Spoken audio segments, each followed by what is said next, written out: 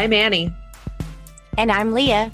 And this is Lactation Business Coaching with Annie and Leah, where we talk about the smart way to create a compassionate and professional private practice. Let's dive in. Well, hey there, Annie. Hey there, Leah. How are you? I am doing well and just trucking along through springtime. And it's really starting to get hot over here. But that's good because it means more pool days, which I can always get behind that. How about you guys?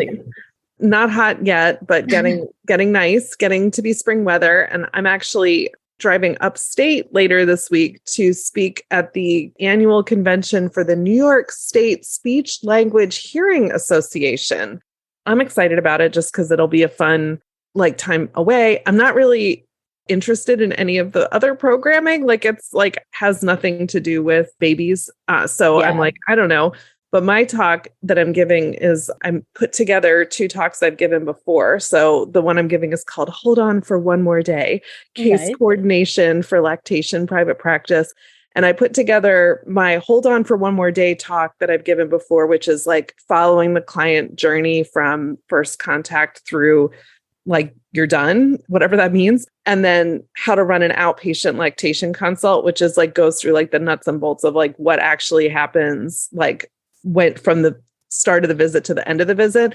And I kind of want to show them how what we do is different from what they do. And there's a little bit of advocacy in there for me for the profession because SLPs can do pathway 1 and become IBCLCs and do lactation without really understanding what lactation work actually involves. So I don't know. The way they scheduled it too is my slot is longer than the other ones at that time. So I don't know, are people going to leave early to get to another one? Is anybody even going to come? Will I be screaming into the void? I have no idea.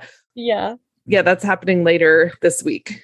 I'm excited though. I think that's so helpful for other professionals that are working with young families to understand how our role can fit in and kind of the unique aspects of the work that we do. Because you're right. I don't think a lot of people get, other professionals who are working with young families get how we're different and how what we do can contribute different information than probably anybody else is gathering. And also the value in that. I mean, it's so valuable. And that's why today we wanted to talk about that very topic. How are we different? What do we do differently?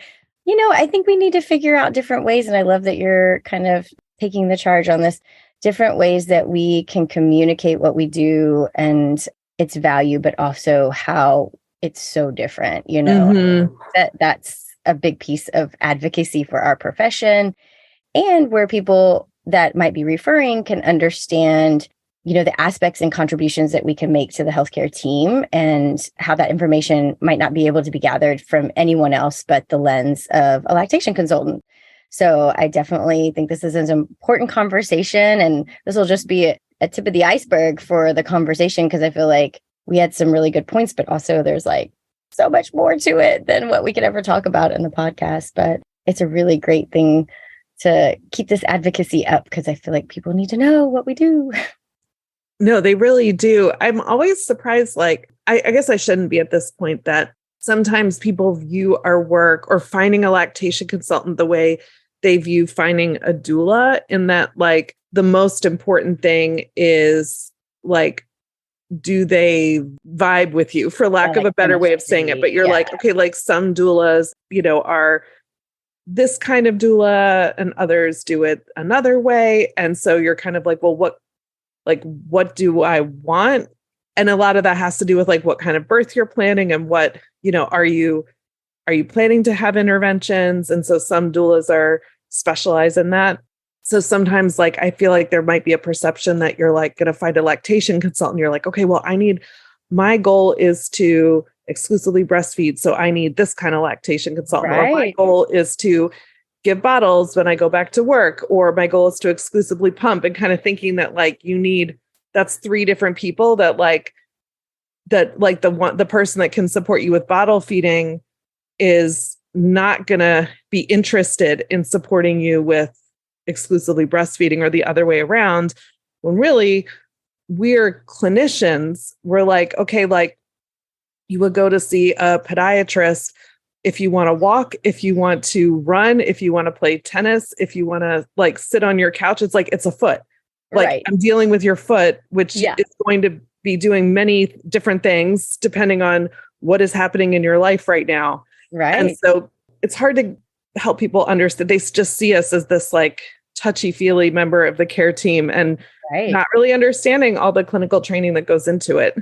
Yeah. And I think that really starts with how we view the whole picture, that we're really looking from that lens of like, what is the human design normal? Like, how are these people, supposed to work if the human design is working normally? And then like finding where there is adaptations or compensations and all of that in any of those ways that a person would end up feeding / extracting milk or not, or whatever those pieces are. But I feel like our lens is so different than a lot of other clinicians and other people might be contributing to the team, because I feel like our awareness of like how human milk production and infant feeding is normal versus like all the ways you could do it, like all the ways that are possible versus like what's normal. And then we can kind of see where even on the ways that are possible, we could help improve it and help it, be more like that normal human design, if that makes sense. Yeah, definitely. I mean, our biological norm is competence. So like feeding your baby is something that, lactating is the natural last stage of pregnancy. You get pregnant and your body is expecting to give birth to that baby and then lactate at the end of it. So when there's an interruption in lactation, that's not the biological norm. Babies are born with reflexes for breastfeeding. When babies aren't able to do it, we need to understand what is interfering with their competence. And then external things like returning to work and having a job where you're separated from your baby, that requires certain interventions and decisions and supports that are adaptations on the biologic norm. And then what we can do is we can, as you said, support them in the most like competent way possible. Just say like, well, what is your specific situation? And let's get you there in a way that is not just possible or like conforming to what somebody else thinks it should be, but what's sustainable for you. And in some cases, what's really not some cases, all cases, what is going to best serve your relationship with your baby and the family dynamic that you want to have. Yeah, absolutely. And that's because we also really see our job as working with two people. We're not thinking just the parent, just the baby, or only looking at one of those entities and not thinking about how the other plays a part in almost everything that the other one is doing, especially in those early stages, And so I feel like this just jumps into that idea of like, we're looking at the norm, but the norm comes with this family unit and looking at that as a whole and understanding that there's two parties that are part of this feeding journey that they're having. Yeah, because there's like, okay, what you want to do as the parent, there's what your baby wants to do as a totally different person. There's what is physiologically and also situationally possible for you and your family. And all those things need to be taken into consideration. There's also what is possible for your baby. And all babies need help. They all need help with something. Like I tell, like when I'm talking to families about body work, I'm always like, listen, I think every baby should get this because they all come out a little eek, like that was a lot, however they were born. And so they need our help. And so identifying what supports your baby need inside that entire frame of what does this family look like? And that's so different than I think that perception that some people might have about a lactation consultant. And maybe that's because of Pathway 1, where people can just tack on IBCLC to their already medical license that is just like, you're coming in there to be like, well, what do you want to do? Okay, that's great. Like, and I hope it's exclusively breastfeed because that's the only thing I know about and the only thing I care about. And like the longer, like you and I've talked about this so many times, the longer we do this work, the more we're like, that's like literally the last thing I know how to do. Right. Right.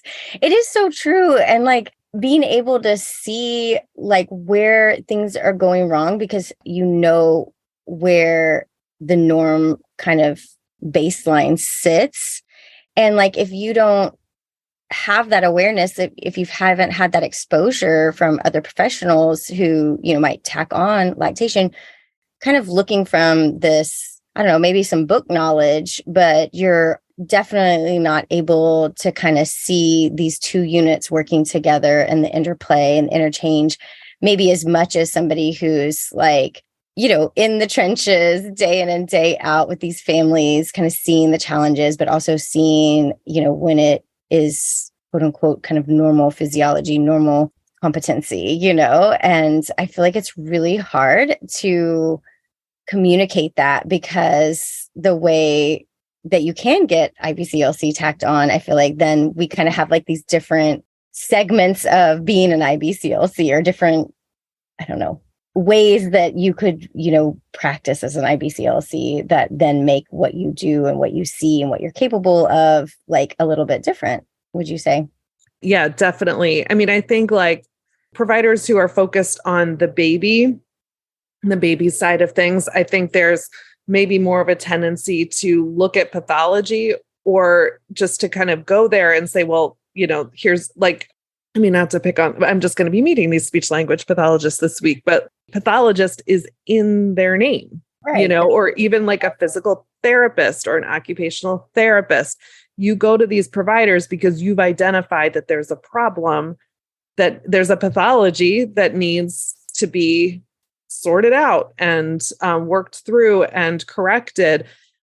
And then on the like the maternal side of things, I mean, first of all, we have all the parents that are just completely let down because the OBGYNs are so waist down in their focus and there's not a lot of focus on lactation. And there's so few birth providers that are really looking holistically. You know, here in New York, it's really like the home birth midwives and then a few of the you know midwives that are working in the hospitals that are really like empowering these parents in what's, you know, like your body can do amazing things. We're just really seeing these parents who just feel like everything is their fault.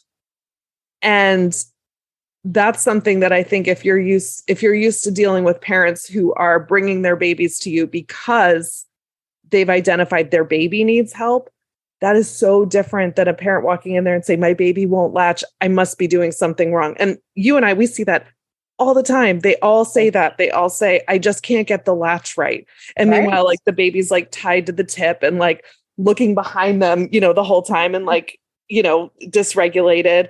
And the parents just like, I just can't make my baby latch. And you're like, oh my gosh, like I just want to help you. Like, it's a different kind of helping.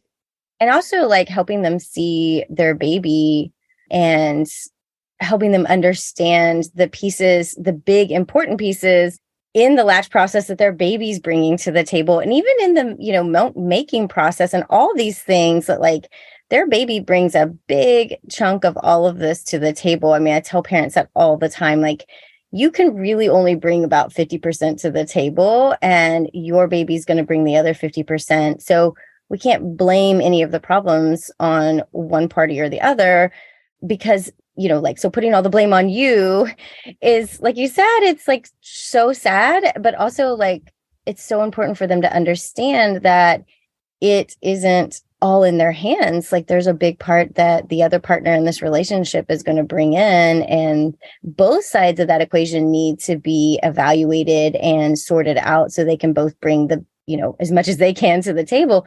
But I do feel like with so many professions, because breastfeeding or lactation isn't fully understood, it's the one variable that seems, you know, could be an easy problem to say, well, it sounds like that's the problem. So let's take that off the table and we'll solve all your problems versus like, wait, this is the physiologic norm. If this can't, we've talked about that at every conference. I feel like I leave going like, this is a physiological norm. This is a vital sign. Like this should be the first thing that we're looking at for thriving and knowing that a human is healthy because they can produce milk, like that their body is following the norms of end of pregnancy and these next stages. And like, if that's not happening, why are we not investigating that? And I think that's where our profession can really shed some light on that this isn't just like take it or leave it, unless that's the parent's choice, but more like if it's not working, not just to be like, well, sorry, it doesn't work, but like, hey, this is a sign that something else is amiss here and warrants and deserves further investigation. Can't just be brushed off. And that's where I think we can help promote like families really understanding what might be further, under these kind of surface layers of like a baby can't latch or like I can't get my milk production up is like, oh, okay, maybe there is something bigger. Maybe we need to dive deeper. And I've had that happen numerous times where we find out, oh, wow, the lactating parent actually has some hormonal issue or anemia or like something that like, hey, if we would just say like, oh, sorry, some people just like can't make milk. Sorry about that. Let's move on. Like that person's going to continue to suffer with something else where the symptom of not being able to produce is the sign that they need to be investigated deeper. And I feel like that's like a huge contribution that we can make on both sides of the parties, with the infants and the parents. Yeah. And sometimes it's about even just identifying where things went off the rails, really trying to find out like how, like, where's the place where I can say this wasn't your fault? Right. Like things like, okay, like you're here at 1 month postpartum, you haven't been pumping or you had a week, you didn't pump for the first week for, whatever reason that was. And now you've been pumping and you don't have a full milk supply. Finding the way to explain that, what's happening with her, her body's response may be affected by that week where you weren't pumping in a way that does not put blame on her. So I'm always like trying to be very creative to be like, when in doubt, just throw the system under the bus, like, like you were really let down. These were circumstances outside of your control. You did what was right during the time when you did it. That's what your baby needs. You made the right decision. These are some of the effects of that decision, but you can't go, but you're not going to go back and change what you did because you did that for a reason. Some way to say that. Like I'm like, it breaks my heart. And you get this feedback sometimes and like, you never know, like intention versus impact. And I did have a client who Kara and I've been working with her for a long time. Her baby's quite old now, but she was like scheduled an appointment with me. And she's like, I just want to tell you that there were some things. She's like, this doesn't take away anything from like, she's like, I think you explain things really well. I think you're really like strong with like your clinical knowledge. She said, but there was something that you said that really got in my head and really caused me a lot of anxiety. And it was something that was a like clinically correct thing to say, but it landed differently with her because of the state that she was in. And so, in that case, I was like, well, first of all, like, I thanked her. I was like, thank you for being brave enough to share that with me. I really appreciate it. I take your feedback seriously. It's helpful for me to reflect on where the impact didn't match what I was trying to get across there. So, you get that. Like, I'm probably always going to get some, you never know, like where something is going to land based on their circumstances. I'm really trying to avoid saying things that can make a parent feel like it's their personal responsibility to make it perfect. Yeah, for sure. And I think, it's a beautiful example of, I think families are really open with us because we spend time with them. And we probably spend the most amount of time than any other provider on their healthcare team, giving them that extra kind of slowed down attention and being able to connect with them on a level where we can spend some more time building that trust, and then they feel comfortable telling us exactly how they're feeling, what's going on. But even stuff like that, like giving us feedback, where I don't feel like when you have these short visits with your medical provider, they spend 5 minutes or 10 minutes with you. Oftentimes you're not going to build enough trust or security in that relationship to feel like you could share, like, hey, when you told me that, it was probably my fault that my baby wasn't doing X, Y, and Z, or something like that. Like, they wouldn't feel like they had the space or comfort level to communicate back with them, or to even share how the things that those providers might be saying to them are making them feel or not feel, or losing some confidence or trust in themselves, And so I feel like probably one of the very high level things that we contribute is this ability to have more time to build a little bit more of this clinical relationship that has a lot of trust in it, which opens up the possibility that we're going to see a lot of things that no other providers are seeing, hear a lot of things that no other providers are hearing, both about the families, but also about our care, And I think it's just something very unique that I don't know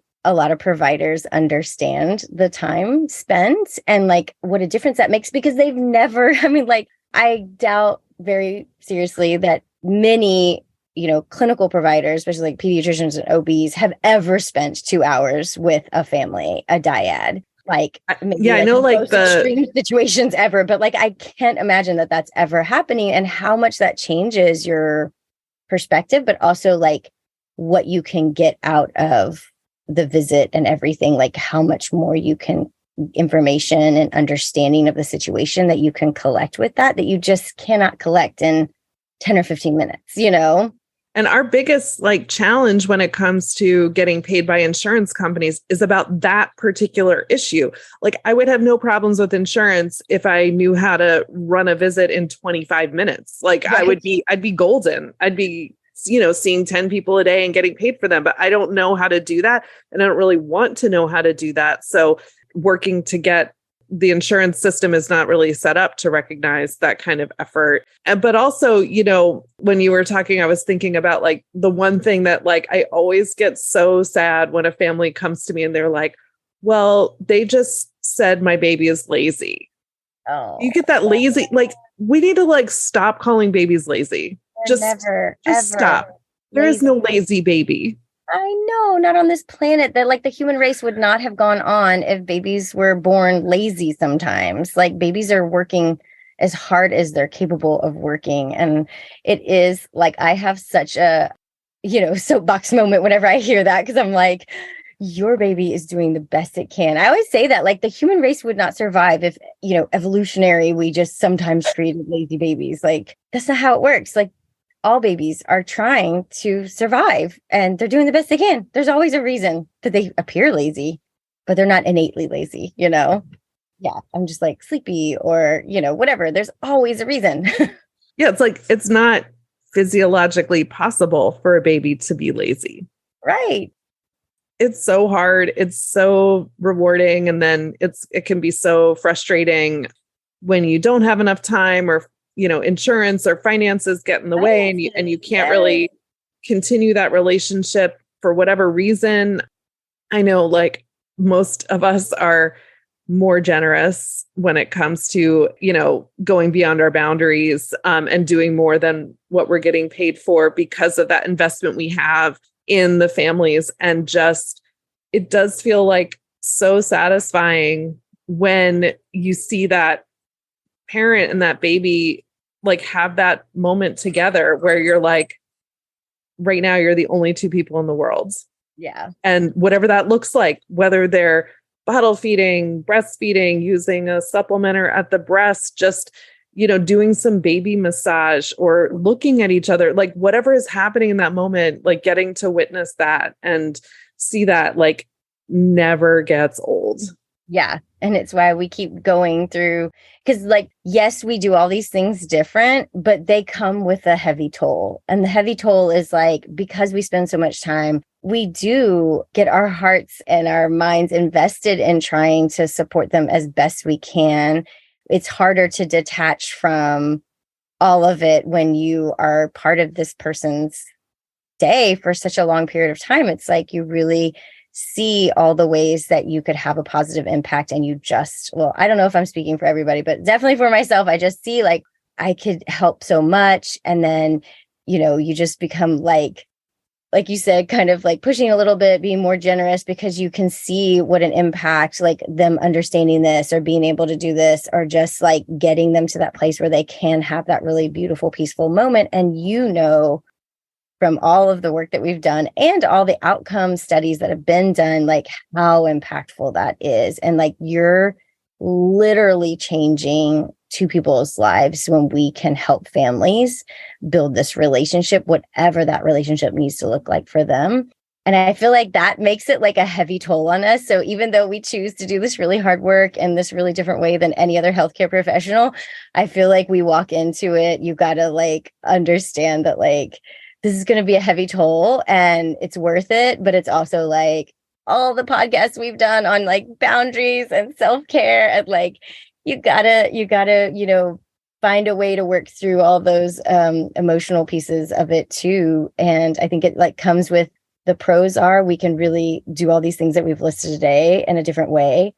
But it actually is so important that we recognize how that impacts being a healthcare provider in a different way. Like we've got a lot of different emotional tolls and things on our backs that I feel like other healthcare providers, you can't get too attached to a situation if you only have 10 minutes with somebody. You can kind of stay in that like removed, attached state way more easily, I can imagine. So it's like comes with some extra give and weight to the whole situation. But you and I know, and we've been doing it long enough that in the end, it's worth it. And I think that our role is so powerful and has such a huge value for the healthcare team that I think it's worth it, We're not the only ones that feel this way. We know that so many of you feel this way too, because it comes up during our deeper dives and the conversations that we're having in the chat, the questions that are being asked of our guests. And this month, our deeper dive is on counseling families about tongue tie, which is one of the most complicated clinical situations that we face on a very frequent basis. Oh, so frequent. I mean, yes. There are like way more complicated clinical situations that you rarely see, but tongue tie, it's like, I feel like I just am dealing with this all the time.